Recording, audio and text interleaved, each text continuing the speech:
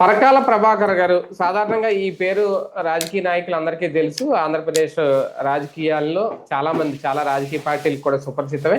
ఎందుకంటే ఆయన ఇంతకుముందు ప్రజారాజ్యం పార్టీలో చాలా కీలక రోల్ పోషించడం కానీ ఇంకొక రకంగా ఏ రకంగా చూసుకున్నా ఇప్పుడు ఆయన ఒక మంచి అంశమే లేవనెత్తారని అనుకోవాలా? లేదు గతంలో 2024 ఎన్నికల అయిపోయి దాదాపు 2 ఏళ్ళు అయిపోయింది, ఇప్పుడు దాని మీద ఈ పంచాయతీ ఏంటి అనుకునే వాళ్ళు కూడా లేకపోలేదు. కానీ ఒక లాజిక్ పాయింట్ అయితే బయటకు తీశారు అనేది ఇప్పుడు సోషల్ మీడియాలో బాగా వైరల్ అవుతున్నాం. 2024 ఎన్నికలకు ముందు అర్ధరాత్రి వరకు పోలింగ్ కొనసాగింది అనేది. కాకపోతే ఆ పోలింగ్ లెక్కలు చూస్తే ఈయన తేల్చింది ఏంటి అంటే నిజంగా రాత్రి 11:45 దాటిన తర్వాత తెల్లవారుజాము 2-3 వరకు ఎన్నికలు జరిగినాయి. ఓట్లు వేయించుకున్నారు లైన్లో నిలబడిన వాళ్ళందరికీ. కానీ ఆ టైంలో 20 సెకండ్లకు ఒక ఓటు ఎలా సాధ్యమైంది అనేది ఒక లెక్క తీసుకొచ్చారు మొత్తం.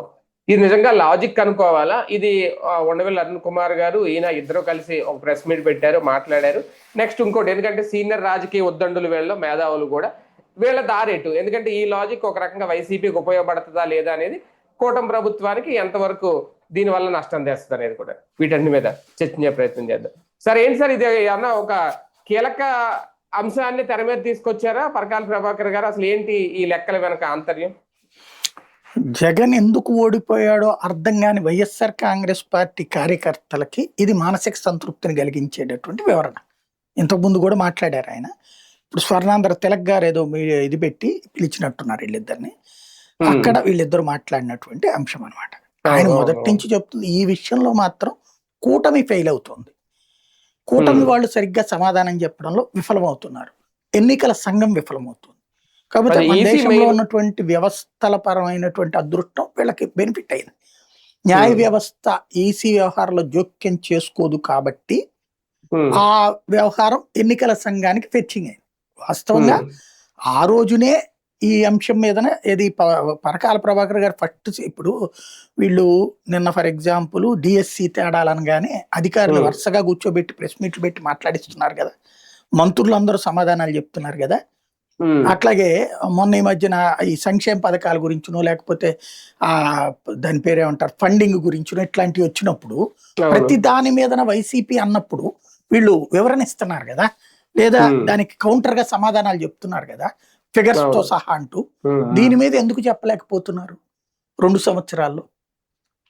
ఇది ఆత్మవిమర్శ చేసుకోవాలి ఖచ్చితంగా. ఇందులో ఎన్నికల సంఘం యొక్క మోసం 3 పాయింట్లలో ఉంది. నెంబర్ 1, వివిప్యాట్లు తగలబెట్టేయడం. అక్కడ ఖచ్చితంగా ఎన్నికల సంఘం అతిగా ప్రవర్తించింది, అధికారుల్ని దాని మీద యాక్షన్ తీసుకోవాలి. నెంబర్ 1, వివిప్యాట్లు తగలబెట్టేయడం ఏంది నువ్వు, ఇది వాళ్ళ తప్పుదం. ఇంకొకటి వచ్చేటప్పటికి ఆ వీడియోల్ని ఓవర్ రైడ్ చేసేయడం. ఆ వీడియోలు ఎందుకు దాచిపెట్టలేదు, కనీసం ఈ 5 ఏళ్ళని దాచిపెట్టాలి కదా నువ్వు. వివిప్యాట్లు విజువల్స్ ఈ రెండింటిని 5 ఏళ్ళు దాచిపెట్టే నిబంధన ఉండి తీరాలి మళ్ళీ ఎలక్షన్ వచ్చేదాకా అన్నటువంటిది. లేదా కోర్టులో ఏమన్నా కేసులు ఉంటే ఆ కేసులు 10 ఏళ్లకో 15 ఏళ్ళకో ఒక్కోసారి. ఎప్పుడో 3 ట్రిప్పుల క్రితం ఎమ్మెల్యే మొన్న మధ్యన కర్ణాటకలో మొన్న గెలిచాడని ప్రకటించారు, ఆ తర్వాత మళ్ళీ సుప్రీంకోర్టుకి వెళ్ళి మారిపోయింది సీన్.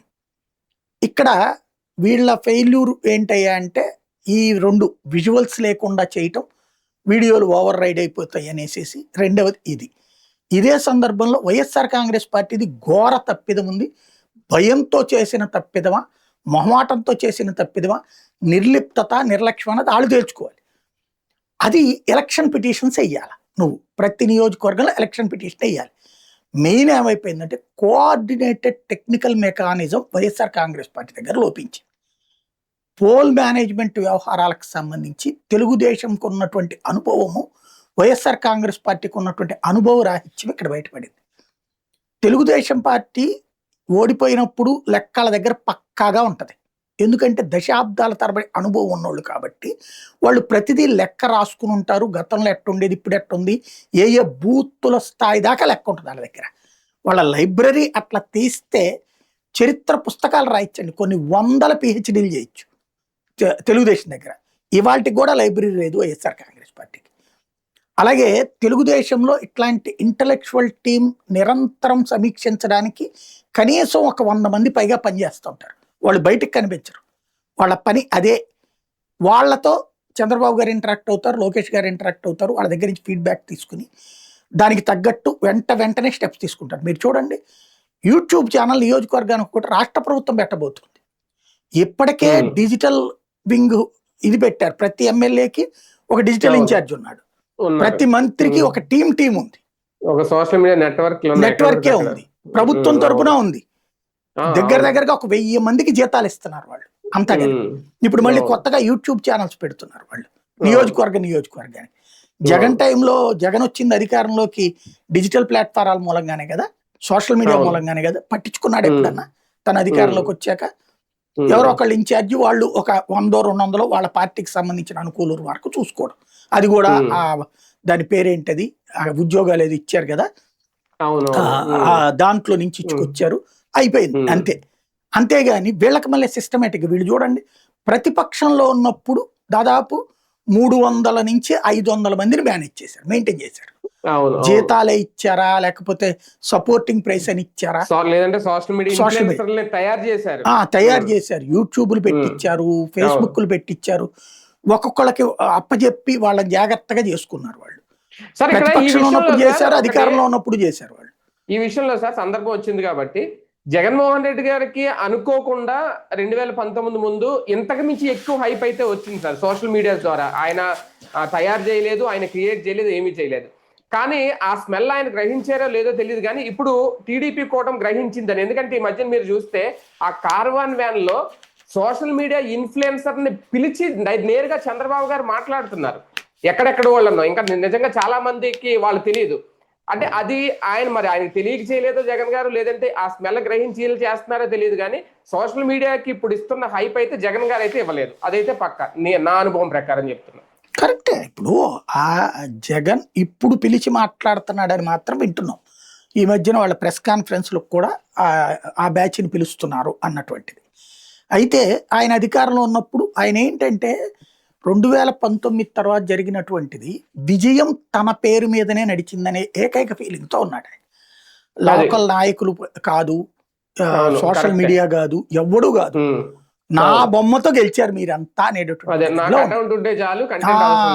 దాని వల్ల ఏమైపోయిందంటే వీళ్ళందరూ మన మీద బతుకుతారులే అనుకున్నాడు తప్పించి వీళ్ళని మనం పోషించాలి. తెలుగుదేశం వాళ్ళు కూడా అట్లా అనుకోరు. వాళ్ళు ఏంటంటే ప్రతి ఒక్కడి వల్ల నాకింత బెనిఫిట్ వచ్చింది అని లెక్క కడతారు. ఎక్కడ వీళ్ళంతా నా మీద పడి బతికారు తప్పించి నాకు వీళ్ళ వల్ల ఏమి కాదు అనే ఫీలింగ్ ఇదివరకు ఉండేది. 19-24 మధ్యలో జగన్ దగ్గర అదే ఉంది. ఇప్పుడు కొంచెం మారాడు అన్నటువంటిది కనబడుతోంది, వినబడుతోంది. ఇంకా చాలా మారాలి. తెలుగుదేశంతో కంపేర్ చేస్తే తెలుగుదేశం ప్రతిపక్షంలో ఉండి నేను గమనించినంత వరకు కనీసం ఒక 100 దాకా కొత్త యూట్యూబ్ ఛానల్ సృష్టించింది ప్రతిపక్షంలో ఉండి. అదే సందర్భంలో కనీసం ఒక వేలల్లో ఫేస్బుక్ పేజీలు కానీ ఇవన్నీ క్రియేట్ చేయించి ఫాలోఅప్ చేసి వాళ్ళని నడిపించుకుంది. అధికారంలోకి వచ్చాక వాళ్ళని పోషిస్తోంది. వాళ్ళకి ఇవాళ ఫుల్ ప్లేడ్జెడ్ సెక్యూరిటీ ఇచ్చింది. ఇక్కడ ప్రతిపక్షంలో ఉన్నప్పుడు పట్టించుకోరు, అధికారంలో ఉన్నప్పుడు పట్టించుకోకపోతే ఎవరేం చేయాలి? అది బాబు గారి దగ్గర ఉన్నటువంటి అడ్వాంటేజ్.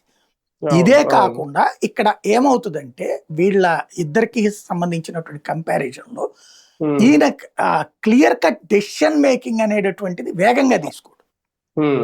వాళ్ళు వేగంగా తీసుకుంటారు తెలుగుదేశం. ఇవన్నీ కూడా కౌంట్ లోకి వస్తాయి అన్నమాట మనం ఆలోచించేటప్పుడు. ఇదే ఉంది సార్. ఇప్పుడు నిన్న ఈయన మాట్లాడింది, పరకాల మాట్లాడింది, ఓకే సాక్షిలు అంటే వాళ్ళు ఎలాగ రాసుకుంటారో తప్పదు, రాసుకున్నారు, అది కూడా లోపల పేజీలు అనుకుంటా. అదే టీడీపీ హయాంలో జరిగి ఉంటే వాళ్ళకి ఈ పాటికి సోషల్ మీడియాలో మారుమోగిపోయి ఉండేది. మీరు 5 సంవత్సరాలలో తాము ఓడిపోయిన తర్వాత దాదాపు 2 సంవత్సరాల పాటు ఓడిపోక ముందు కూడా మీరు ఒకసారి గుర్తు తెచ్చుకుంటే 2018 నుంచినే ఈవీఎంల మీద అనుమానాన్ని క్రియేట్ చేసింది తెలుగుదేశం. సుప్రీంకోర్టు దాకా వెళ్ళింది, సుప్రీంకోర్టు ధర్మాసనం దాకా వెళ్ళింది. ఫైనల్ గా వాళ్ళు చెప్పాక అక్కడ ఆగారు. ఈవెన్ ఓడిపోయాక ఈవీఎంలే అంటూ మాట్లాడుకొచ్చారు 2 ఏళ్ల పాటు. ఆ తర్వాత కేంద్రంతో గొడవ పెట్టుకోకూడదు, మనం భారతీయ జనతా పార్టీతో కలిసి సాగాలి అనుకున్నాక అప్పుడు మాత్రమే ఆ మాట మానేశారు. మనం ఎందుకు ఓడిపోయాం అర్థం కావట్లేదు అన్న పాయింట్ చుట్టూ వచ్చారు అప్పటికి. అట్లాగే అప్పట్లో గెలిచినటువంటి వైసీపీ ఇప్పుడు ఈవీఎంలు అంటది. ఇప్పుడు ఈ లెక్కలు చెప్తుంటది. కరెక్ట్, ఒక్క ఆస్పెక్ట్ లో కరెక్ట్, ఆయన తీసిన లాజిక్ కరెక్ట్, దానికి ఆన్సర్ మీరు నేను చేయలేము. బట్ నా దృష్టిలో అయితే ఆ లెక్కల్లో కొన్ని తేడాలు ఉంటాయి. ఇప్పుడు ఎట్లాంటి కాన్సెప్ట్ ఉంటుందంటే ఆయన సగటు చెప్తున్నాడు. ఇప్పుడు అంబానీకి అదానీకి వచ్చిన ఆదాయాన్ని మన ఆదాయాన్ని కలిపి లెక్కగట్టి ఇద్దరికి కలిపి అంటే అంబానీ 1 కోటి రూపాయలు సంపాదిస్తున్నాడు, సాయి 2 లక్షలు సంపాదిస్తున్నాడు, 1,02,00,000 పెట్టి తలసరి ఆదాయం అని లెక్క కట్టారనుకోండి, అప్పుడు 51 లక్ష పడుతుంది.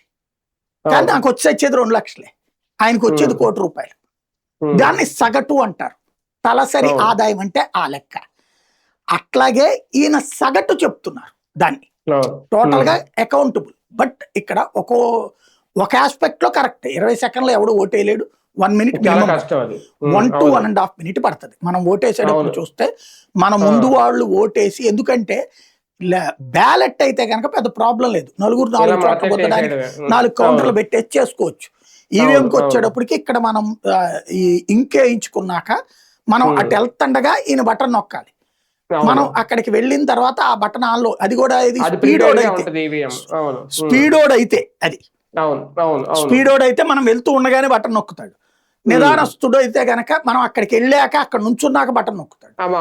అప్పుడు మనకి ఎక్కడ ఓపెన్ అవుతాయి, అప్పుడు మనం ఆన్ చేసుకున్న తర్వాత మళ్ళీ నెక్స్ట్ అనేటప్పటికి 1 మినిట్ పడుతుంది, 1.5 మినిట్ పడుతుంది మన ఓటు. తర్వాత అక్కడ స్లిప్ రావాలి, అప్పుడు మనం బయటికి రావాలి కదా, అది కాబట్టి 1.5 మినిట్ పడుతుంది. అదే కొంచెం స్పీడ్ ఉన్నోడు అయితే 1 మినిట్ లో పడుతుంది.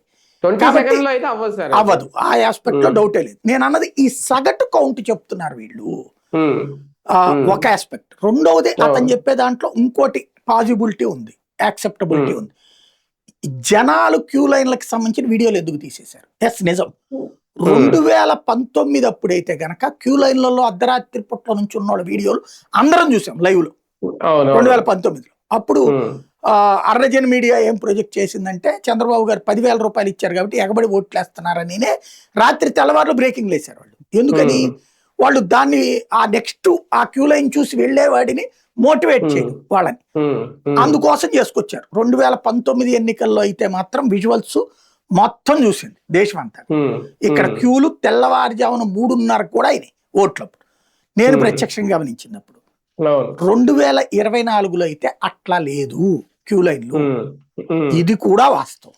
వీళ్ళు చెప్తున్నట్టు 11:30 నుంచి తెల్లవారుజామున 2:30, 3 దాకా ఓట్లేసి నియోజకవర్గాలు నాకు పెద్దగా అయితే కనిపించాలి. అంటే టీవీలో చూస్తే మనం అంతకు ముందు, అంటే నేను ఫీల్డ్ లో ఉన్నాను కాబట్టి 19 కానీ అంతకు ముందు కానీ నేను గమనించాను, నేను ప్రత్యక్షంగా కవరేజ్ అదంతా చూశాను కాబట్టి అంతకు ముందు ఇవన్నీ కూడా అంతకుముందు ఉన్నట్టు వాస్తవం. మొన్నటిసారి 24కి నేను డిబేట్స్ అయి చేస్తున్నాను కానీ ప్రైమ్ 9కి లైవ్ లో ఇదిలో లేదు, ప్రైమ్ 9కి లేని కూడా లేదు కదా, 24కు మానేసాం మనం, మందే మనం చేసుకుంటాం కాబట్టి ఫీల్డ్ లేదు కాబట్టి నేను దాన్ని ధృవీకరించను. కానీ చెప్పిన లెక్క చూసుకున్నా 3,500 పోలింగ్ కేంద్రాల్లో ఓట్లు నమోదయ్యాయి నైట్ 11:30 తర్వాత. అక్కడ ఇలాగైంది అనేది ఏం చెప్తున్నది? నేను చెప్పేది అదే.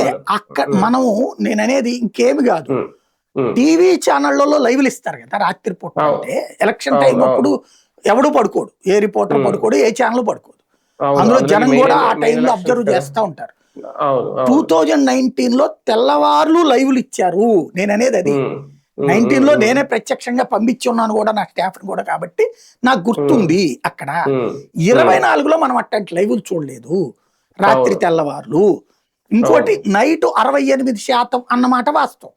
పొద్దున పూట్ల అప్పుడు పెద్దగా క్యూ లైన్లు లేనప్పుడు ఓ 3%, 4%, అంటే వీళ్ళు కౌంటింగ్ సరిగ్గా ఏది కొన్ని బూత్లోళ్ళు పై అధికారులకి పంపించడం కొంత లేట్ చేస్తే ఆగుతుంది. వాస్తవంగా అయితే అవసరం లేదు ఇవాళ రోజున ఉన్నటువంటి ఈక్వేషన్. కానీ వాళ్ళు చెప్పిన దాని ప్రకారం ఒక 2 నుంచి 3% పొద్దునకి యాడ్ అవడం అంటే తప్పులేదు, నేను యాక్సెప్ట్ చేస్తాను. కానీ ఏకంగా ఇక్కడ దాదాపు 12-13% అంటే అది క్యూ లైన్లు చూపెట్టుంటే ఒప్పుకోవచ్చు మనం. క్యూ లైన్ చూపెట్టకపోవడం వల్ల కన్ఫ్యూజన్ అది. దీంట్లో వీళ్ళ తప్పేమంటారంటే జగన్ది, ఆ ఎలక్షన్ పిటిషన్లు వేయాల, ప్రతి నియోజకవర్గ ఎలక్షన్ పిటిషన్ వేయాల. అప్పుడు పారిపోయారు కార్యకర్తలు, నాయకులు భయపడిపోయారు, పారిపోయారు. వీళ్ళు కూడా ఆ కొట్టడాలు, తిట్టడాలు, చంపడాలు చేస్తుండేటప్పటికి వీళ్ళందరూ తలదాచుకున్నారు, దాక్కున్నారు. కాస్త కొస్త సామినేని ఉదయభాను, ఈ బాలినేని శ్రీనివాసరెడ్డి టంటోళ్ళు ఎవరో 3-4 పిటిషన్లు వేశారు. వేసిన వాళ్ళు మళ్ళీ డ్రాప్ అయిపోయారు. వాళ్ళు వెళ్ళిపోయి కూటమిలో చేరిపోయి డ్రాప్ అయిపోయారు. డ్రాప్ అయిపోవడంతో అయిపోయింది. ఇక పార్టీగా వీళ్ళు వేయించాలి కదా. 175 మందితో ఎలక్షన్ పిటిషన్ ఇచ్చారు అనుకోండి, 45 రోజుల లోపు దానికి లెక్క తేల్చాలి. అప్పుడు తీయరు, ఈ తగలబెట్టకూడదు స్లిప్పులు కానీ. అట్లాగే ఆర్డర్ అడగాలి, మీరు స్లిప్పులు ఆపండి అని చెప్పేసి. అంటే అక్కడ కమ్యూనికేషన్ లోపం ఉంది. ఈ ఎమ్మెల్యే క్యాండిడేట్లు మనమే ఓడిపోయామనే ఫీలింగ్ లో ఉన్నారు. వీళ్ళు ఈ భయం. ఇంకోటి ఏమైపోయిందంటే 80-90 మందిని మార్చారు కదా, వాళ్ళకి లోకల్ వాళ్ళ మీద పట్టు లేదు. లోకల్ వాళ్ళు వాళ్ళకి కమ్యూనికేట్ చేయాల ఏం జరుగుతుంది అన్నటువంటిది. ఈ ఆస్పెక్ట్ లో చూసినప్పుడు కమ్యూనికేషన్ గ్యాప్ అనేది కూడా ఒక పెద్ద సమస్య. ఈవెన్ జగన్ కూడా ఆ డిప్రెషన్ లో ఉండిపోయి సీరియస్ గా తీసుకోవాలి. జగన్ కి చెప్పేవాళ్ళు కూడా సరైన ఫీడ్బ్యాక్ లేదు. ఇదిగో ఈ జిల్లాలో ఎమ్మెల్యే క్యాండిడేట్లు చెప్పాలి, సార్ మన దగ్గర రాత్రి ఏమో 60-55 అన్నారండి, పొద్దున వచ్చేటప్పుడు 75 అంటున్నారు. అంత లేదండి, రాత్రి పోలింగ్ బూత్లు మనోళ్లే కదా ఉండేది కార్యకర్తలు బయట. పోనీ ఆ టైంలో అయితే కొట్టుకోవడాలు గిట్టుకోవడాలు లేవు కదా, పోలింగ్ జరిగింది కౌంటింగ్ తర్వాత కదా కొట్టుకోవడాలు జరిగింది. ఆ టైంలో అట్లా లేని వీళ్ళు ఎట్టా చెప్తున్నారండి అని అడిగి ఉండాలి కదా. జరగలేదు, సంథింగ్ అక్కడ ఏదో తేడా జరిగింది. కాకపోతే ఏంటంటే వీళ్ళ ఫెయిల్యూర్ వల్ల ఇది సగటు పరంగా చూస్తే గనక వీళ్ళు చెప్పేదాన్ని తోసిపుచ్చొచ్చు మనం. కానీ ప్రతి దాని మీద వివరణ ఇచ్చే తెలుగుదేశం దీని మీద ఎందుకు చెప్పట్లేదు, అది ఇక్కడ కూటమి ఎప్పుడూ సమాధానం చెప్పట్లా, ప్లస్ ఎన్నికల సంఘం చెప్పట్లా. అది నేను అదే అడుగుదాను, ఎన్నికల సంఘానికి ఇలాంటి ఒక సవాల్ అవుతుందా, లేదంటే వాళ్ళు సుపీరియర్ కాబట్టి పట్టించుకోరా? ఆ టైంలో చేస్తుంటే గనక సచ్చినట్టు ఎన్నికల సంఘం సమాధానం చెప్పాల్సి వచ్చేది. ఆ టైంలో వీళ్ళు మిస్ అయ్యారు. ఇప్పుడు అడిగితే ఉపయోగం లేదు. సార్ వివిప్యాట్ స్లిప్పులు బహిర్గతం చేయండి, అవి కౌంట్ చేయండి అని వైసీపీ వాళ్ళు అప్పుడు అడిగారు. విమర్శలు ఇది కాదు కదండి. ఇప్పుడు నీ క్యాండిడేట్ సంతకం పెట్టకుండా యాక్సెప్టబుల్ కాదు. కౌంటింగ్ దగ్గర నీ క్యాండిడేట్ సంతకం పెట్టాలా, కౌంటింగ్ పూర్తయినట్టు, దాన్ని అంగీకరించినట్టు. నీ క్యాండిడేట్ పెట్టాడు నీ ఏజెంట్, మరి నీ ఏజెంట్ ఎట్ట పెట్టాడు సంతకం? పోలింగ్ బూత్ లోను నీ ఏజెంట్ సంతకం పెట్టాకనే కౌంట్ అయింది. అక్కడ నీకు తెలియకుండా సంఖ్య పెరిగింది. ఇప్పుడు పోలింగ్ బూత్ దగ్గర నీ ఏజెంట్లు ఉన్నారు కదండి, ఈ ఏజెంట్ నీకు పర్సంటేజ్ తెచ్చిచ్చాడుగా రాత్రికి. అతను చివరి సంతకం పెట్టే టైంకి ఎంత పర్సంటేజ్ ఉందో అదే ఉందా లేదా అక్కడ పొద్దున్న వీళ్ళు ఎక్స్ప్రెస్ చేసినప్పుడు. పొద్దున్నే పోలింగ్ బూత్ లోకి ఏజెంట్ రాగానే ఫస్ట్ సంతకం పెట్టించుకుంటారు, అది క్లోజ్ చేసే ముందు సంతకం పెట్టించుకుంటారు. అసలు కోఆర్డినేట్ చేశారా? స్టిల్ నౌ వాళ్ళు అదేం చేయలే. నువ్వు అదే చేస్తే ఆ రోజునే ఆరోపించేవాళ్ళు కదా వీళ్ళు. పోల్ మేనేజ్మెంట్ అతిపెద్ద ఫెయిల్యూర్ కదా అది.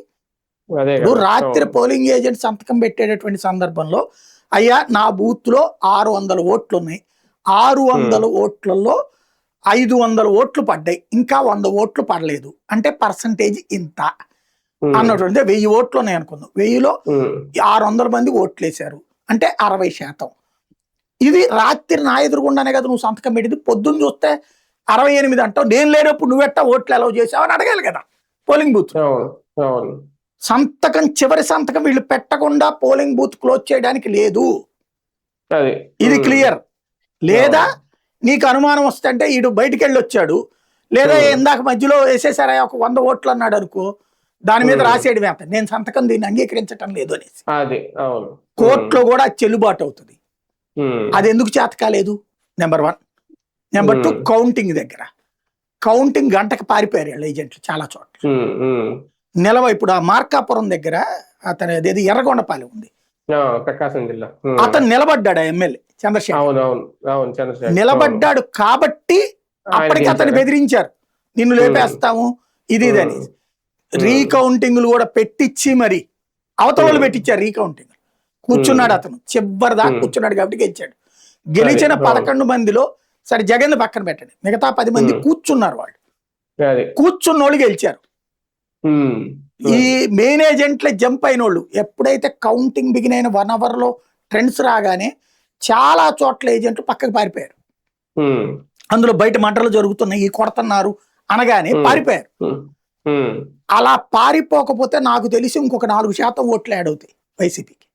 4 అది నుంచి 6% ఓట్లు యాడ్ అవుతాయి గ్యారంటీ. ఉమ్, అట్ట అదే చాలా జరిగినాయి వ్యవహారాలు.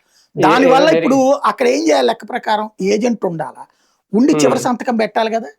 అవును. అప్పుడు ఏదైనా తేడా వస్తే సమాధానం కదా. అక్కడ కాదు, అసలు ఉమ్, పోలింగ్ బూత్ దగ్గరే కీలకం. ఉమ్, పోలింగ్ బూత్ దగ్గర నీ ఏజెంట్ ఎవడైతే ఉన్నాడో వాడు ఉమ్, కౌంటింగ్ రాసుకోవాలి కదా అంటున్నా నేను. అదే కదా. అవును. 100కి 600 ఓట్లు రాత్రి పడితే పొద్దున్నే నువ్వు 78 అని ఎట్ట చెప్పావురా, 180 ఎక్కడి నుంచి వచ్చిందనేది ఆ రోజునే కౌంట్ అడిగి ఎలక్షన్ కమిషన్ ముందు కంప్లైంట్ పెడితే రీకౌంటింగ్ రీపోలింగ్ చేస్తాడు సచ్చినట్టు. చెయ్యాలి. అవును. అది చేసుకోవాలా వీళ్ళు. అది అంటే అది నిర్లక్ష్యం, మనం కొట్టేస్తున్నాం, 2.5 ఉమ్, కోట్ల మందికి డబ్బులు ఇచ్చేసాం, 2 కోట్ల ఉమ్, ఓట్లు మనకు పడిపోయినాయి, అయిపోయింది ఓవర్ అనేటటువంటి ఫీలింగ్ లో ఉండిపోయారు. Over over over confidence confidence. అంతే. అవును. అదే అదే జరిగింది సార్. ఫైనల్ గా ఇది ఒక రకంగా అనూహ్యంగా వైసీపీకి కలిసి వచ్చే అంశమా, లేదంటే వీళ్ళిద్దరూ ఏమన్నా, కొండవెల్లి అరుణ్ కుమార్ గారు, పరకాల ప్రభాకర్ గారు, వైసీపీకి ఏమన్నా భవిష్యత్తులో ఏ సలహాదారులుగానో, సపోర్టర్లుగా, మద్దతుదారులుగానో మారబోతున్నారు? వాళ్ళిద్దరూ ఏం మారరు. వాళ్ళిద్దరూ ఏంటంటే, ఒకటి సొసైటీలో ఇంటలెక్చువల్స్ గానే మిగులుదాం అనుకుంటారు. దానివల్ల ఉమ్, ఒకసారి తెలుగుదేశం వాళ్ళు తిడతారు, ఒకసారి వైసీపీ వాళ్ళు తిడతారు. ఉమ్, ఒక ఆస్పెక్ట్. రెండోది ఏంటంటే వాళ్ళని వీళ్ళేం పట్టించుకోరు. ఉమ్, అంటే వైసీపీ వాళ్ళు గౌరవిస్తారు అంతవరకే. టీడీపీ మరీ వాళ్ళు దగ్గరికి తిట్టుకుంటారు, రానివ్వరేమో. మళ్ళీ ఉమ్, వాళ్ళ గురించి పాజిటివ్గా మాట్లాడినప్పుడు గౌరవిస్తుంటారు, లేదా ఉమ్, వాళ్ళకి కావాల్సినప్పుడు వాళ్ళు ట్రెండ్ చేసుకుంటారు. అది పక్కన పెడితే ఆ, దీని వలన ఏమీ మారిపోదు. ఉమ్, ఆ, ఒకటి, ఈ ట్రిప్ కన్నా వైఎస్ఆర్ కాంగ్రెస్ పార్టీ కొంచెం బాధ్యతగా ప్లాన్ చేసుకోండి. రేపు స్థానిక ఎన్నికలు వస్తున్నాయి కదా, అవును. అవును. అయ్యే. జాగ్రత్తగా అవును. చేయండి ఈసారన్న. ఉమ్, అప్పుడు మీకు అర్థమవుతుంది పోల్ మేనేజ్మెంట్ ఫెయిల్ అవుతోంది వైఎస్ఆర్ కాంగ్రెస్ పార్టీ. ఉమ్, అది గుర్తుపెట్టుకోవాలా. రెండవది ఏంటయ్యా అంటే వీటి ఇప్పుడు చెప్పడం వల్ల ఏమీ లేదు. ఓన్లీ ఉమ్, వాస్తవంగా ఇందులో వైసీపీలో కొన్ని లోపాలండి. ఉమ్, వైసీపీకి సంబంధించిన కార్యకర్తలే డిజోన్ చేసుకున్నారు. ఎందుకు? ఉమ్, వాలంటీర్లను పెట్టారు, మమ్మల్ని వద్దన్నారు అనేసి. దాని ఉమ్, మూలంగా ఇదివరకు ఒకడు 10 ఓట్లు తెచ్చిన కార్యకర్త 1 ఓటే తెచ్చాడు. ఇది మనం ఉమ్, యాక్సెప్ట్ చేసి తీరాలి. అదే సందర్భంలో సంక్షేమ పథకాలకు సంబంధించి మా మేము చెప్పిన వాళ్ళకంటూ లేదు, ఇచ్చారు అందరికీ ఇవ్వడం మాట వాస్తవం, కానీ మా ఉమ్, పేరు లేదు అని కడుపు రగిలిపోయి ఆగిపోయినటువంటి వాళ్ళు ఉన్నారు. ఉమ్, వాళ్ళ ఓటు కూడా వేయకుండా ఆగిపోయినటువంటి వాళ్ళు ఉన్నారు. ఇది ఒప్పుకు ఉమ్, తీరాలి కదా. అట్లాగే అవును. 80 మందిని ఎమ్మెల్యేలని మార్చేయడం అన్నటువంటిది, కొత్త వాళ్ళు పాత వాళ్ళ మధ్యన కోఆర్డినేషన్ కుదరలేదన్నమాట వాస్తవం కదా. అందులో అవును. ఓసీల సీట్లు బీసీలకి వీళ్ళకి అప్పచెప్పడం ద్వారా అక్కడ తేడా ఉమ్, వచ్చిన మాట వాస్తవం కదా. ఫెమిలియర్ ఫేస్లు, ఇప్పుడు ఫర్ ఎగ్జాంపుల్ వసంత కృష్ణ ప్రసాద్ నియోజకవర్గంలో పోటీ చేసిన వైఎస్ఆర్ కాంగ్రెస్ పార్టీ నాయకుడు పేరు చెప్పానండి, ఎవరికి గుర్తుంది? ఉమ్, అవును. ఇట్లాంటివన్నీ మైనస్సే కదా. అవి అదే కదా. ఒప్పుకు తీరాలి కదా. ప్రభుత్వ వ్యతిరేకత అవును. ఖచ్చితంగా ఉంటది కదా. ఇంకోటి, ఉమ్, ఆ ప్రభుత్వ ఉద్యోగులు తీవ్రంగా వ్యతిరేకించిన మాట వాస్తవం కదా. చివరిలో రైతులు అవును. వ్యతిరేకించిన మాట వాస్తవం కదా. అవన్నీ కూడా ఖచ్చితంగా ఉంటాయి. ఈ 5 ఉమ్, నృత్యాల్లో చూస్తే ఓడిపోవడంలో తప్పు లేదు, కానీ ఇంత దారుణంగా ఓడిపోకూడదు. అది 11 అదే కదా. సీట్లకు పరిమితం కాకూడదు. అక్కడ సంథింగ్ తేడా జరిగింది, అది ఒప్పుకోవాలి. ఏ- ఏదో ఉంది, అది గ్రహించాలి. వైసీపీ కూడా ఇంక ఆలోచించుకోవాలి. ఇప్పుడు చేసుకుని చేయగలిగేది ఏం లేదు, చేతులు అంటే గాలేసి. నెక్స్ట్ జాగ్రత్త పడాలి ఇంకా నెక్స్ట్ అయినా. అంతే. అంతే. రైట్. చూద్దాం. మొత్తానికి పరకాల ప్రభాకర్ గారు ఒక లాజిక్ పాయింట్ అయితే తెర మీద తీసుకొచ్చారు, కొండవెల్లి అరుణ్ కుమార్ గారు కలిసి. మరి వైసీపీకి ఇది ఎంతవరకు ఫెచ్చింగ్, దీని మీద ఏమన్నా టీడీపీ కానీ, కూటమి ప్రభుత్వం కానీ, లేదా జనసేన కానీ ఎవరైనా ఏమన్నా మాట్లాడతారా, స్పందిస్తారా? లేదు ఈవీఎంలకు సంబంధించి ఈసీ ఏమన్నా క్లారిటీ ఇస్తుందా? వేచి చూద్దాం.